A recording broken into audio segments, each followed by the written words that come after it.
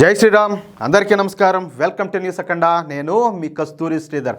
By చిందై శివమెత్తర Sambaiah అన్నట్టు news మామూలుగా ఉండదు. ఈ న్యూస్ అయితే అదిరిపోతుంది. అట్లే పెద్దగా హడావిడి చేయకుండానే సైలెంట్గా తాము చేసే పనిని తాము చేయడంలో ప్రధాని నరేంద్ర మోడీ గారికి, అదేవిధంగా కేంద్ర హోంశాఖ మంత్రి అమిత్ షా గారికి తిరుగేలా, అవునా కాదా? ఈ విషయం మనందరికీ తెలిసిందే. ఇప్పుడు అలాంటి నిర్ణయమే మన నరేంద్ర మోడీ ప్రభుత్వం తీసుకునేది. ఇంకా అసలు విషయానికి వస్తే కొన్ని అంతర్జాతీయ సంస్థలు, ఎన్జిఓలు, అమెరికన్ డీప్ స్టేట్, ఈ జార్జ్ సోరేస్ గాడు, తీవ్రవాద సంస్థలు, అలాగే మన దేశంలో ఉన్నటువంటి సూడో సెక్యులర్ పార్టీలు, సూడో సెక్యులర్ నాయకులు, మేధావులు ముసుగులేసుకున్నటువంటి ఎంతోమంది మొండబాపులు, ఎంతోమంది కలిసి మన దేశాన్ని ఇస్లామిక్ దేశంగా మార్చడానికి విశ్వ ప్రయత్నాలు కూడా చేస్తున్నారు. అర్థమైందా? ప్రపంచానికే మూలమైనటువంటి మన సనాతన ధర్మాన్ని నిర్మూలించాలనేదే వీళ్ళ టార్గెట్. అందుకోసం హిందువులను సర్వనాశనం చేయాలని చెప్పేసి వీళ్ళు నిశ్చయించుకున్నారు. ఇక 2047వ సంవత్సరానికల్లా భారతదేశాన్ని ఎలాగైనా సరే ఇస్లామిక్ దేశంగా మార్చాలనేదే వీళ్ళు పెట్టుకునేటువంటి టార్గెట్. అర్థమవుతుంది మీక?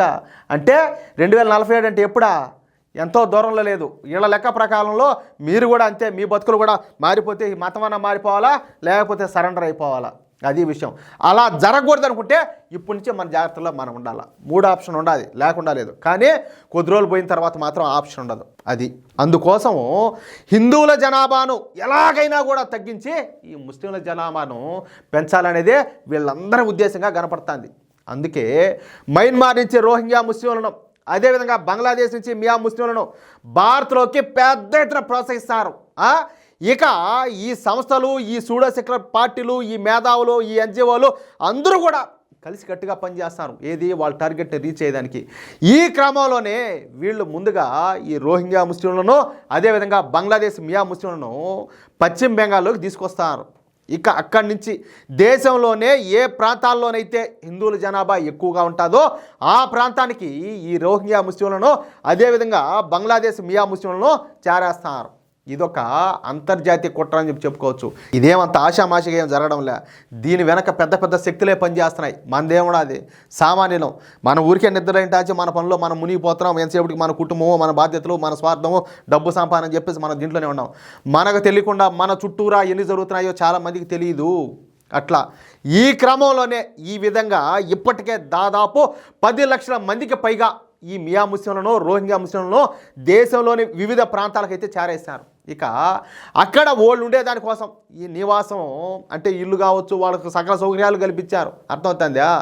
ఇందుకోసం వీళ్ళు ల్యాండ్ జిహాదీలకు పాల్పడతారు. అంటే ఏదైనా ప్రభుత్వ భూమి కనపడుతుంది అంతే, దాన్ని కబ్జా చేసేయడమే. అందులో వీళ్ళకి అనుకూలంగా ఉండేదానికి ఇట్ట వాళ్ళందరికీ బాగా సపోర్ట్ చేసేదానికి ఉక్ బోర్డు ఉన్నది. వాళ్ళకు అప్పటి కాంగ్రెస్ ప్రభుత్వం విపరీతమైన అధికారాలన్నీ ఇచ్చేసింది. ఆ ఉక్ బోర్డు కబ్జా చేస్తుంది. ఆ కబ్జా చేసిన ల్యాండ్లో పోయి ఈ టటోళ్ళు పోయి అంతా ఉంటారు. ఇంకా ఏమన్నది? ఇబ్బంది ఏమన్నదా? అయితే ఈ విషయాన్ని కాస్త ఆలస్యంగానైనా కూడా గ్రహించినటువంటి మన నరేంద్ర మోడీ ప్రభుత్వం ఇక దిద్దుబాటు చర్యలను అయితే ప్రారంభించింది. ఈ క్రమంలోనే ఏ రాష్ట్రంలోనైతే ఈ మియా ముస్లింలు, ఈ బంగ్లాదేశ్ ముస్లింలు అధిక సంఖ్యలో ఉంటారో ఆ రాష్ట్రంలో ఈ అక్రమ వలసదారుల కోసం కాంప్రహెన్సివ్ ఆపరేషన్ అంటే సమగ్ర ఆపరేషన్ అయితే చేపడతారు. ఇదంతా కూడా సైలెంట్గా ఎటువంటి హడావుడి కూడా లేకుండా చేస్తారు. ఇప్పటికే ఈ ఆపరేషన్ను జమ్మూ ప్రాంతంలో, అదేవిధంగా అస్సాం రాష్ట్రంలో చేపడుతున్నటువంటి మోడీ ప్రభుత్వం ఇప్పుడు మన దేశ రాజధానిలో కూడా ఈ ఆపరేషన్ అయితే చేపడతారు. ఈ క్రమంలో మన రాజధాని ఢిల్లీ నగరంలో కూడా ఈ అక్రమ వలసదారుల కోసం పెద్ద ఎత్తున ఈ సెర్చ్ ఆపరేషన్లని చేపడతారు. ఈ క్రమంలోనే ఢిల్లీ పోలీసులు ఢిల్లీ నగరంలో పెద్ద ఎత్తున ఈ ఆపరేషన్లు అయితే చేపట్టినారు. ముందుగా ఈ అక్రమ వలసదారులను అంటే ఎవరిని? ఈ రోహింగ్యా ముస్లింలు కావచ్చు, ఈ బంగ్లాదేశ్ మియా ముస్లింలు, వీళ్ళని ఫస్ట్ ఫైండ్ అవుట్ చేయాలి. అంటే వీళ్ళని గుర్తించాలా. తర్వాత వీళ్ళకి సంబంధించినటువంటి ఈ ఫేక్ డాక్యుమెంట్లను స్వాధీనం చేసుకోవడం, ఆ తర్వాత వాళ్లకు ఈ కరెంట్ను కట్ చేయడం కావచ్చు, లేకపోతే వీళ్ళకి ట్యాప్ కనెక్షన్ ఉంటుంది కదా మంచినీళ్ళ, ఆ సదుపాయాలన్నీ కూడా నిలిపేయడం.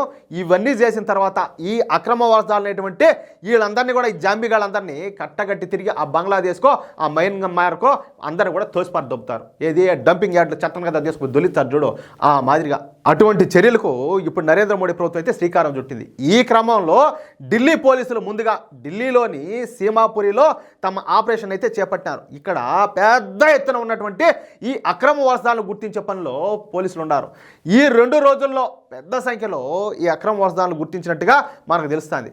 ఇక ఈ అక్రమ వలసదారుల నుంచి వాళ్ళ ఫేక్ డాక్యుమెంట్లను స్వాధీనం చేసుకుంటున్నారంట.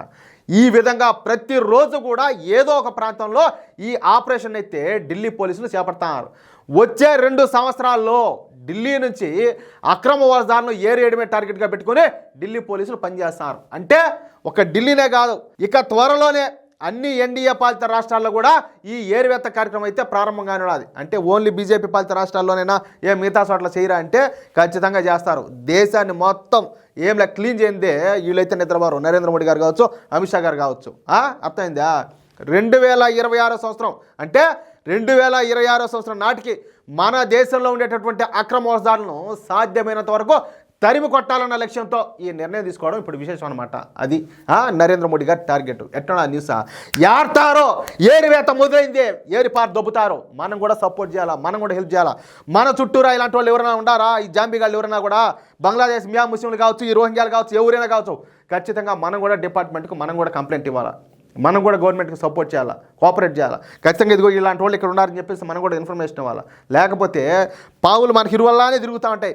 మనం చూస్తా ఉన్నామనుకో తలకాయ గిరుకుంటా ఏదో ఒక రోజు వచ్చి మళ్ళీ కాటేస్తాయి. అది విషయం. కాటేయించుకునే రోజు రాకుండా చూసుకోండి. అది నేను చెప్పదగింది అయితే. అర్థమైందా? అది మ్యాటర్. నేను చెప్పింది కరెక్ట్ అని చెప్పి మీకు అనిపిస్తే ఈ న్యూస్ నలుగురికి షేర్ చేయండి. అదేవిధంగా మిత్రులారా, ప్రతి ఒక్కరు కూడా మీ యొక్క అమూల్యమైన అభిప్రాయాలను కామెంట్ రూపంలో తెలియజేయండి. ఖచ్చితంగా మన న్యూస్ అఖండ ఛానల్ ప్రతి ఒక్కరు కూడా సబ్స్క్రైబ్ చేసుకోండి. Request please. జై శ్రీరామ్.